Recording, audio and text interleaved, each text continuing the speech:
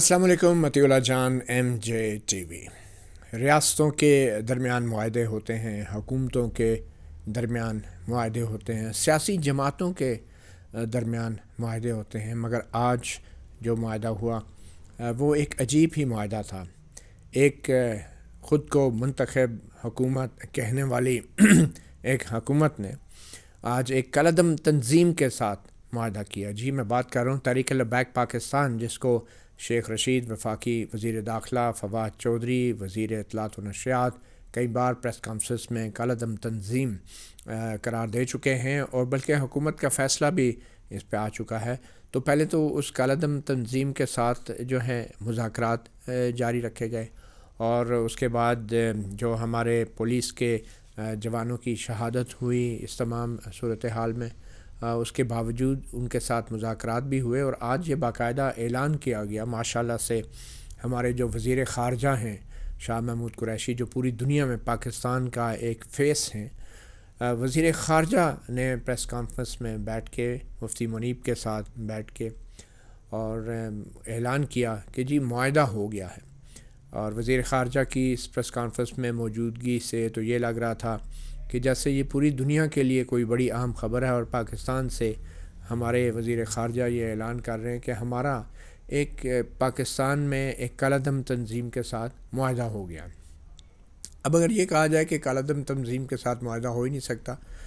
تو پھر تو طالبان کے ساتھ بھی مذاکرات امریکی حکومت بھی کرتی رہی ہے۔ ٹھیک ہے، مذاکرات بھی ہوتے ہیں، دہشت گردوں کی تنظیموں کے ساتھ بھی مذاکرات ہوتے ہیں، مگر پاکستان کے اندر پاکستان کا ایک آئین ہے، ایک قانون ہے۔ پوری دنیا میں انٹرنیشنلی کوئی ایسا کوئی بین الاقوامی حکومت نہیں ہے جس کا کوئی آئین ہو۔ وہ ایک یو این چارٹر ہے، اور اس میں جو طاقتور ویٹو پاورز ہیں وہ اپنی آسانی کے مطابق قواعد و ضوابط میں تبدیلی کرتی رہتی ہیں، مگر پاکستان کے اندر ایک آئین ہے، ایک قانون ہے، کم از کم کتابوں میں ہے، آئین کی کتاب میں ہے، اور اس کے تحت جو حکومت اس وقت وجود میں آئی ہوئی ہے اور جو خود کو منتخب حکومت کہتے ہیں، وہ ہمارا ایک وزیر اعظم ہے، ان کا وزیر داخلہ ہے، وزیر اطلاعات و نشریات ہیں، پوری وفاقی کابینہ ہے، 50 سے زائد مشیران و وزیران ہیں۔ تو انہوں نے ایک کالعدم تنظیم، پہلے اس کو کالعدم قرار دیا کیونکہ وہ تشدد میں ملوث رہی، اور پھر اس کے ساتھ مذاکرات جاری رکھے گئے، اور پھر آج باقاعدہ جس طریقے سے اعلان کیا گیا تو یوں لگ رہا تھا کہ جیسے کوئی بہت بڑا ایک مارکہ مارا ہے حکومت نے، اور مارکہ تو یقینی بات پہ ہے ہی، کیونکہ پورے پاکستان میں ایک افراتفری پھیلی ہوئی تھی۔ راولپنڈی، اسلام آباد کے علاوہ لاہور سے جو جی ٹی روڈ کے تمام شہر تھے، وہ ایک قسم کے وہاں پہ نظام زندگی مفلوج ہو کے رہ گیا تھا۔ تو ایک لحاظ سے تو یہ سب ٹھیک ہے، مگر پھر ریٹ آف دا اسٹیٹ کیا اس معاہدے سے قائم ہوئی ہے؟ یہ ایک بہت بڑا سوال ہے۔ یہ کوئی تقریباً 6واں یا 7واں معاہدہ تھا جو اس کالعدم تنظیم کے ساتھ کیا گیا ہے۔ ہر بار وہ فیض آباد چوک، پنڈی اور اسلام آباد کا جو سنگم ہے وہاں پہ پہلے بھی وہ آ کے اس کو بند کرتے رہے ہیں، اور شاید خاقان عباسی کے دور میں بھی ایک معاہدہ ہوا جس میں جنرل فیض نے بالوساطت کے طور پہ ایک دستخط کیے تھے، اس وقت بھی ایک ضامن کے طور پہ دستخط کیے تھے۔ اس کے بعد بھی پھر کئی بار اسی طرح معاہدے ہوتے رہے، اور اس حکومت میں پہلے بھی ایک معاہدہ ہوا اور پھر وہ واپس چلے گئے۔ اب کی بار کی معاہدے کی اہمیت یہ تھی کہ اس تنظیم کو باقاعدہ بین کیا گیا تھا اور پورے میڈیا پہ چلایا جاتا رہا، بلکہ ایک دن پہلے ہی PEMRA, Pakistan electronic media authority کی طرف سے یہ ہدایت نامہ آیا تھا سب میڈیا کو کہ اس کالعدم تنظیم کی کوئی کوریج نہیں کی جائے گی۔ اب حکومت کی ایک ریگولیٹری اتھارٹی کی طرف سے کہا گیا کہ میڈیا اس تنظیم کی کوئی کوریج نہیں کرے گا، اور ساتھ ہی پھر اگلے روز ہمارے وزیر خارجہ، اور یہ صرف وزیر خارجہ تک بات نہیں تھی، آج جس خوشی سے اس معاہدے کا اعلان کیا گیا ہے، اس خوشی کے اندر جو دولہے کے ساتھ بارات تھی، اس میں ماشاءاللہ سے ہماری پارلیمنٹ کے جو سربراہ ہیں، جن کو ہم اسپیکر آف دا قومی اسمبلی کہتے ہیں، اسد کیسر صاحب، تو نہ صرف یہ کہ حکومت نے بظاہر کالعدم تنظیم کے سامنے گھٹنے ٹیکے، بلکہ پارلیمنٹ کے اسپیکر کو بھی ساتھ بٹھا کے اس پارلیمنٹ کو بھی بدنام کیا گیا۔ یہ وہ اسپیکر ہوتے ہیں کہ جن کا ایک آئینی عہدہ ہے، اور جو پوری پارلیمان کے ایک فیس ہوتے ہیں، اس کو ماڈریٹر ہوتے ہیں، اس کو ماڈریٹ کرتے ہیں، اور جو عملی طور پہ جن کو غیر جانبدار رہنا ہوتا ہے ان سپیکر کو بھی اس پریس کانفرنس میں وزیر خارجہ کے ساتھ بٹھایا گیا، گو کہ انہوں نے بات کچھ نہیں کی، مگر ایک پارلیمنٹ، یہ جیسے یوں لگ رہا تھا کہ یہ صرف حکومت نے معاہدہ نہیں کیا بلکہ پارلیمنٹ بھی اس معاہدے کی شریک ہے، یعنی کہ وہ کہتے ہیں کہ ہم تو بدنام ہوئے ہیں، باقی بھی سب بدنام ہوں گے، ہم تو ڈوبے ہیں صنم، تم کو بھی لے ڈوبیں گے۔ تو یہ ایک عجیب بات تھی کہ اسد کیسر صاحب ایک بطور پی ٹی آئی کے کارکن، ایک عام جیسے کارکن ہوتا ہے یا ایم این اے ہوتا ہے اس کے طرح سے بیٹھ کے یا تو وہ اس مذاکرات کا حصہ رہے ہیں۔ سوال یہ پیدا ہوتا ہے کہ اسپیکر قومی اسمبلی کا کیا کام تھا ان سارے مذاکرات میں؟ کیا ان سے اس بات کی گارنٹی لی جا رہی تھی کہ جو حکومت کہہ رہی ہے کہ معاملہ ہم پارلیمنٹ میں لائیں گے تو اسپیکر جو ہے وہ بھی گارنٹی دے کہ ہاں اس معاملے کو جب بھی پارلیمنٹ میں لایا گیا تو وہ اس کی اجازت دیں گے، اس پہ ڈیبیٹ ہوگی، اس پہ ڈسکشن ہوگی یا کوئی بھی قرارداد ہوگی؟ تو یہ معاملہ میرے خیال میں حکومت کو اپنے تک رکھنا چاہیے تھا، پارلیمنٹ کو بیچ میں لا کر بدنام نہیں کرنا چاہیے تھا۔ بہرحال پارلیمنٹ کو بھی ساتھ ہی اس کا چہرہ، اس کا اسپیکر بھی ساتھ ہی پریس کانفرنس میں بٹھا کے اس کی بھی میں سمجھتا ہوں ایک تذلیل کی گئی۔ مگر یہ سب کچھ کیوں ہو رہا ہے؟ کیا وجہ ہے کہ ایک جماعت وہ جتھوں کی صورت میں بار بار اسلام آباد کی طرف آتی ہیں، پھر اس سے معاہدہ کیا جاتا ہے اور وہ واپس چلی جاتی ہیں؟ آپ کو یاد ہوگا 2018 کے الیکشن میں تحریک لبیک پاکستان نے سیاسی طور پہ اچھی کارکردگی دکھائی تھی، اور اس وقت بھی یہ کہا جا رہا تھا کہ تحریک لبیک پاکستان نے جتنے بھی ووٹ حاصل کیے ہیں بنیادی طور پہ اس میں انہوں نے نون لیگ کو ان کے ووٹ بہت توڑے ہیں اور اس کو نقصان پہنچایا ہے نون لیگ کو۔ اور آپ اگر ہم دیکھیں تو تحریک لبیک پاکستان 2018 کے الیکشن سے لے کے آج تک سیاسی طور پہ تو صاف لگ رہا ہے، اور جس طرح کی جو سرگرمیاں ہوتی رہی ہیں کہ وہ 2018 سے زیادہ مضبوط ہو رہی ہیں۔ تو وہ کون لوگ ہیں جو بار بار تحریک لبیک پاکستان کو سیاسی طور پہ ان کو سرگرم رکھ کے اس کو زیادہ مضبوط کر رہے ہیں یا کرنا چاہ رہے ہیں؟ اس میں ہمیں زیادہ گہرائی میں جانے کی ضرورت نہیں۔ اچھی طرح سب کو پتہ ہے کہ جو مین سٹریم پولیٹیکل پارٹیز ہیں ان کو ڈیمیج کرنے کے لیے یہ جنرل ضیاء الحق کے دور سے ایک مذہب کو ہتھیار کے طور پہ استعمال کیا جاتا رہا ہے۔ جنرل ضیاء الحق کے دور میں مذہب کو ہاتھ میں لگا ہتھیار رکھا ہتھیار کے طور پہ استعمال کیا جاتا رہا ہے، اور وہ میان میں ایک تلوار ہر وقت رہتی تھی جو جنرل ضیاء الحق نے اپنے ہاتھ میں رکھی ہوئی تھی، کبھی حدود آرڈیننس، کبھی اسلامی نظام اور ہر طرح کے شریعہ قوانین۔ مگر جنرل مشرف کے دور میں یہ ہتھیار خفیہ ہتھیار بن گیا۔ تو ابھی بھی واضح ہے کہ جو مذہبی قوتیں ہیں بظاہر تو ہمارے ادارے یہ تاثر دیتے ہیں کہ ہم بڑے ماڈریٹ ہیں، ہم بڑے لبرل ہیں، ہم بڑے بیلنسڈ ہیں، مگر حقیقت میں اس مذہب کے ہتھیار کو اب خفیہ طور پہ اس ملک کے سیاسی نظام، پارلیمانی نظام اور آئین کے خلاف اور سیاسی جماعتوں کے خلاف استعمال کیا جاتا ہے۔ اور جو سادہ لوگ ہیں، یقیناً ہم سب مسلمان نبی کریم صلی اللہ علیہ وسلم کی نام پہ ہم مر مٹنے کو تیار ہوتے ہیں، تو ان کے جذبات کو ایک سیاسی ہتھیار کے طور پہ استعمال کیا جاتا ہے، ان کے جذبات کو ایکسپلائٹ کیا جاتا ہے۔ بڑی آسانی سے کوئی ایسا واقعہ ہو جاتا ہے یا کر دیا جاتا ہے کہ جس سے ان سادہ لوگوں کے جذبات ابھر آتے ہیں اور پھر یہ مرنے مٹنے پہ تیار ہوتے ہیں، سڑکوں پہ نکل آتے ہیں، اور سب سے بڑا ہدف ان کا جو ہے یا تو سیاستدان ہوتے ہیں، سیاسی جماعتیں ہوتی ہیں یا سیاسی حکومتیں ہوتی ہیں۔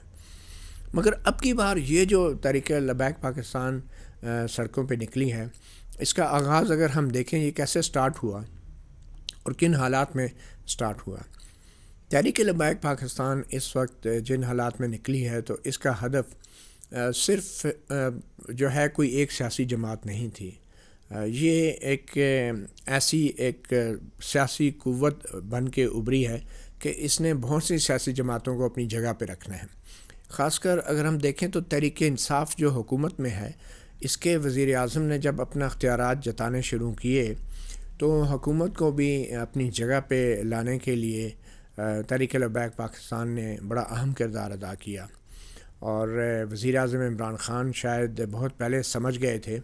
کہ یہ ایسا ہونے والا ہے، یہ مذہب کا ہتھیار نکلنے والا ہے، تو اسی لیے شاید انہوں نے ڈی جی آئی ایس آئی کی تقرری کے معاملے میں بھی ایک ٹائم بائی کیا، اور جو D G I S I general Faiz تھے عمران خان کی رائے میں شاید وہ ان سے پرانا ان کے ساتھ جو بالوساطت کے مذاکرات ہوئے اور معاہدے بھی ہوئے تو وہ ان کو بہتر طور پہ ہینڈل کر سکتے تھے. شاید اسی وقت کے لیے انہوں نے جنرل فیض کو مزید 20 نومبر تک ڈی جی آئی ایس آئی برقرار رکھنے کے لیے کہا, اور اس ساری صورتحال میں یقیناً انہوں نے بھی اپنا اثر و رسوخ کم از کم ضرور استعمال کیا ہوگا. تو یہ جو تحریک لبیک پاکستان ہے حکومت کو بھی کافی حد تک اپنی وزیر اعظم عمران خان کو بھی کافی حد تک اپنی جگہ پہ رکھنے کے لیے بخوبی اس کا استعمال ہوا ہے. اور اس کے بعد ہم دیکھیں گے کہ آنے والے الیکشن میں وہ جب بھی ہوئے, ہو سکتا ہے 2022 میں ہو سکتا ہے 2023 میں, مگر جب بھی ہوئے تو اس وقت تک تحریک لبیک پاکستان کو مزید بھی موقع ملے گا یا موقع دیا جائے گا, یا تو وزیر اعظم عمران خان کی حکومت کو جگہ پہ رکھنے کے لیے, یا پھر آئندہ جو جنرل الیکشنز ہوں گے اس میں جو ایک سب سے بڑی اپوزیشن کی جماعت اس وقت ہے وہ مسلم لیگ نون, اس کو بھی اپنی جگہ پہ رکھنے کے لیے تحریک لبیک پاکستان کو اگلے الیکشن تک ایک بھرپور سیاسی قوت کے طور پہ متعارف کرایا جائے گا. اب اس بات کو یقینی بنانا بہت ضروری ہے کہ اگر تحریک لبیک پاکستان نے سیاسی سرگرمیوں میں حصہ لینا ہے یا بطور ایک سیاسی جماعت سامنے آنا ہے تو پھر الیکشن کمیشن کے لیے ایک بہت بڑا چیلنج ہوگا, سیاسی جماعتوں کے لیے ایک بہت بڑا چیلنج ہوگا, اسٹیبلشمنٹ کے لیے بہت بڑا چیلنج ہوگا, اور حکومت کے لیے بہت بڑا چیلنج ہوگا. وہ اس بات کو یقینی بنائے کہ جو سیاسی جماعت ہے وہ صرف سیاست کرے اور مذہب کو ہتھیار کے طور پہ استعمال نہ کرے. تو یہ ایک بہت بڑا چیلنج ہوگا. مگر جو بھی ہے ایک چیز واضح ہو رہی ہے کہ ابھی تک تحریک لبیک پاکستان کی طرف سے جو کچھ بھی ہوا ہے اس سے ان کو سیاسی طور پہ ایک ان کی سیاسی شناخت بھی ابھری ہے, اور آئندہ جنرل الیکشن جب بھی ہوں گے تو یقینی طور پہ اسٹیبلشمنٹ تو اعلانیہ طور پہ ان الیکشن میں کوئی کردار ادا نہیں کرے گی, مگر پھر شاید ان کو کسی اب کردار براہ راست کسی کردار کے ادا کرنے کی ضرورت بھی نہیں ہوگی کہ جب کچھ سیاسی قوتیں تحریک لبیک پاکستان کے ساتھ مل کر نون لیگ کو کم از کم اپنے نمبروں اور اعداد و شمار کے حوالے سے ان کو اپنی جگہ پہ رکھیں گی. اور اگر نون لیگ یا دوسری کوئی جماعتیں حکومت میں آتی بھی ہیں تو تحریک لبیک پاکستان جو ہے وہ اس کا ایک بیلنسنگ وزن ہوگا کہ وہ جس کے پلڑے میں جائے گی تو اس کا پلڑا بھاری ہوگا. تو اگلے الیکشنز کے لیے شاید اسٹیبلشمنٹ کا وہ کردار نہ ہو جو 2018 کے الیکشن میں جس طریقے سے نظر بھی آتا تھا, یا پولیٹیکل انجینئرنگ جس طریقے سے ہو رہی تھی, کیونکہ اب انہوں نے شاید وہ کردار جو ہے آؤٹ سورس کر دیا ہے. چاہے ہم اس کو تحریک لبیک پاکستان کہیں, چاہے ہم اس کو کچھ بھی نام دیں, مگر یقینی طور پہ جو آج کا معاہدہ ہے تحریک لبیک پاکستان کا حکومت کے ساتھ, تو وقتی طور پہ حکومت کو ٹائم مل گیا ہے اور تحریک لبیک پاکستان کو وہ سیاسی سپیس مل گئی ہے اگلے الیکشنز کے لیے کہ جس کے ہوتے ہوئے اسٹیبلشمنٹ کو براہ راست سیاسی انجینئرنگ کا الزام اپنے اوپر نہیں لینا پڑے گا. دیکھتے ہیں آنے والے وقتوں میں کیا ہوتا ہے, مگر افسوس اس بات کا ہے کہ حکومت نے, اور اس سے پہلے بھی حکومت نے, اس بار تو حکومت نے جو معاہدہ کیا ہے اس کا متن بھی ابھی تک سامنے نہیں آیا, بڑا ہی ایک خفیہ معاہدہ ہے. اور وزیر خارجہ شاہ محمود قریشی جیسا جو پاکستان کا ایک فیس ہے پوری دنیا کے سامنے, وہ بھی کہہ رہا ہے کہ یہ خفیہ معاہدہ ہے. نہ جانے اس میں کیا خفیہ راز ہے, کیا خفیہ بات ہے. کچھ چیزیں تو واضح ہیں کہ جو پابندی لگی ہے تحریک لبیک پاکستان پہ, لگتا ہے آنے والے دنوں میں وہ بھی ختم ہو جائے گی, کیونکہ ہماری اسٹیبلشمنٹ بھی یہ چاہتی ہے کہ مذہبی جماعتوں کو مین سٹریم کیا جائے, تو وہ پابندی بھی تحریک لبیک پاکستان پہ ختم ہوگی. اس کے بعد اب یہ بھی ہوگا کہ سعد رضوی, علامہ سعد رضوی جو ہیں ان کو بھی رہا کیا جائے گا. ان کو تو شاید شروع میں نہ جانے کیوں قید کیا گیا اور پھر تسلسل سے قید میں رکھا گیا, کیا یہ ساری صورتحال کریٹ کرنے کے لیے وہ سب کچھ کیا گیا. اب یہ بھی ایک معمہ ہے جو وقت آنے پر ہی اس کا راز بھی کھولے گا, تو ان کو بھی آبویسلی رہا کر دیا جائے گا. اور پھر آنے والے وقتوں میں جب بھی الیکشنز ہوں گے تو تحریک لبیک پاکستان ایک ایسی سیاسی قوت بن کے ابھرے گی کہ جو سیاسی قوت ہر فوجی حکومت کے جانے کے بعد کبھی وہ پیٹریاٹ کی شکل میں آتی ہے، کبھی وہ کاف لیگ کی شکل میں آتی ہے، کبھی وہ باپ کی شکل میں آتی ہے. تو اب کی بار دیکھیں پنجاب کے اندر جو نئی قوت آئے گی وہ کیا تحریک لبیک پاکستان ہوگی، اور اس کے ساتھ جو دوسری جماعتیں پھر مل ملا کے کوئی جو ہے بیلنس کریں گی یا نون لیگ کو اعداد و شمار کے حوالے سے اپنی جگہ پہ رکھنے کی کوشش کریں گی. یہ تو وقت ہی بتائے گا، ہو سکتا ہے اس سے پہلے بہت سی اور بھی تبدیلیاں ہو جائیں. اور اگر 20 نومبر تک تحریک لبیک پاکستان یہ معاملات جو ہیں ٹھیک نہ کرتی تو جو 20 نومبر کی تاریخ ڈی جی آئی ایس آئی کی تبدیلی کی جو تاریخ وزیر اعظم عمران خان نے اب اعلان کر دی ہے، تو شاید پھر وزیر اعظم عمران خان مزید کنٹینیوٹی رکھتے ڈی جی آئی ایس آئی کی. تو یہ ایک پریشر بھی موجودہ حکومت کا تھا کہ اس معاملے کو اب حل کریں تو بہتر ہے، اور ٹائم تو 20 نومبر کا ہی ہے، تو بہتر یہ ہے کہ اس کو جلدی حل کر لیں تاکہ جو چیزیں ڈی جی آئی ایس آئی کے حوالے سے طے ہوئی ہیں وہ شیڈول کے مطابق ہوں. تو ایسی صورتحال کے اندر میرے خیال میں تحریک لبیک پاکستان اور ان کو سپورٹ کرنے والے بہت سے لوگ جو تھے ان کے لیے یہ لازم ہو گیا تھا کہ یہ مسئلہ فوری طور پہ حل کیا جائے، اور ہفتہ ڈیڑھ کے اندر ہم دیکھیں گے کہ اسپیکر قومی اسمبلی کی سپورٹ سے شاید اسمبلی کے اندر بھی کچھ ایسی کارروائیاں ہوں جس سے تحریک لبیک پاکستان کو بھی ایک سیاسی فیس ملے گا پارلیمنٹ کے اندر. جب ان کی طرف سے ان کے حوالے سے ایک قرارداد آئے گی تو یقین طور پہ تحریک لبیک پاکستان جو ہے اس کا سیاسی طور پہ مرکزی دھارے میں شامل ہونے کی جانب یہ ایک اہم قدم ہوگا. دیکھیں اب آئندہ چند دنوں میں مزید کیا ڈیولپمنٹس ہوتی ہیں، مگر یقینی طور پہ ایک کالعدم تنظیم کے ساتھ معاہدہ،